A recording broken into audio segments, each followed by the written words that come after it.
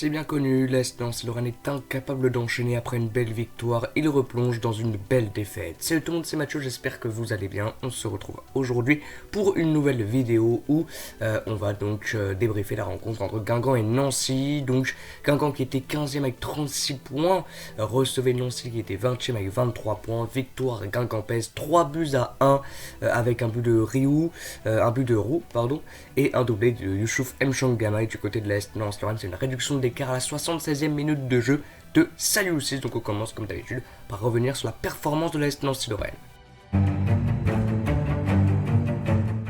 Donc on va revenir sur la performance de l'Est Nancy-Lorraine comme d'habitude à l'extérieur qui était inoffensif.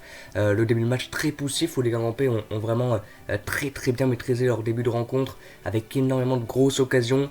Des coups de pied arrêtés très bien tirés par Youssouf Mchangama jusqu'au coup de pied arrêté de l'ouverture du score de Roux. Nancy n'était pas présente hier, vraiment techniquement c'était très faible. Ils sont pas au niveau de la Ligue 2, ils sont pas au niveau du foot comme Mathieu Albert Cartier en après-match. Guingamp a très bien joué. Maintenant face à une équipe tellement faible de Nancy, c'était plus simple pour eux. Mais c'est vrai que voilà, c'était très compliqué. Ils ont poussé après la réduction de l'écart de Saliou6, donc un petit peu trop tard. Mais encore une fois, c'était des situations et pas encore des occasions. On n'arrive pas à être tranchant.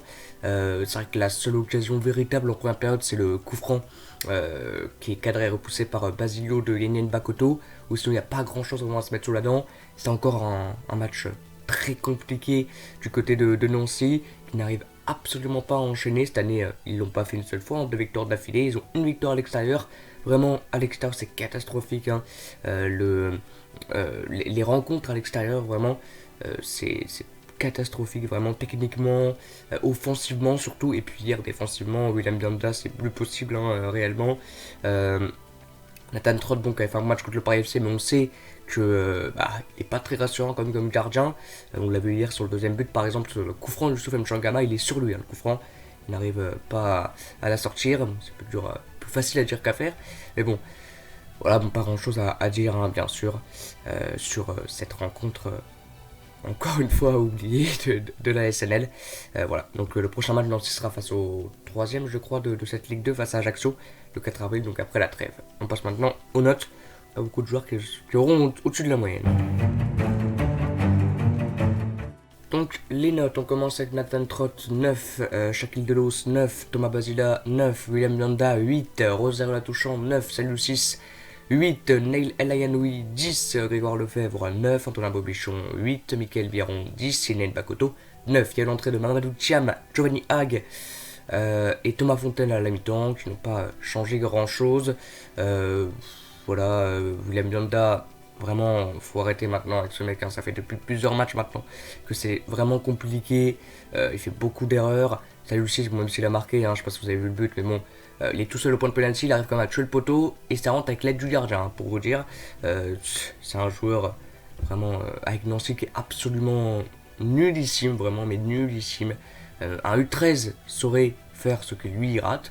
Au Sénégal, c'est Messis. À Nancy, c'est Mézizi, vraiment, c'est une catastrophe. Après, Neil Ayanoui, bon, comme d'habitude, il se bat. Il est sorti à la mi-temps, c'est un des seuls mecs qui court sous le terrain, tu le fais sortir à la mi-temps. Grégoire Lefebvre, c'est pareil. Ouais, techniquement, c'est pas exceptionnel, mais en tout cas, ils se battent. Mickaël Biron, bon, voilà, il tente encore, bien évidemment, mais offensivement, il est un petit peu seul. Donc, il ne peut pas non plus sauver la planète, bien sûr. Voilà, pas grand chose à dire sur les autres. Voilà, donc c'est la fin de la vidéo. Moi, j'espère qu'elle vous aura plu. On se retrouve très bientôt pour de prochaines vidéos. Il n'y aura pas d'avant-match et d'après-match cette semaine, car il n'y a pas de rencontre de la SNL. C'est la trêve et merci. Merci, ça va me permettre de souffler un petit peu sur les performances catastrophiques de l'équipe. Voilà, donc moi, je vous dis à bientôt et ciao.